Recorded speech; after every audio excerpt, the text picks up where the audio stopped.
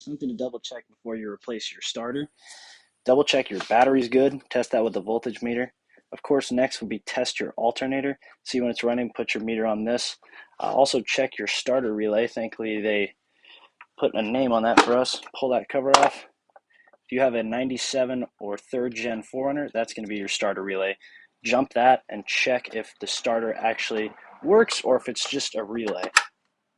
If not, go ahead and pop your starter out, put a new one in.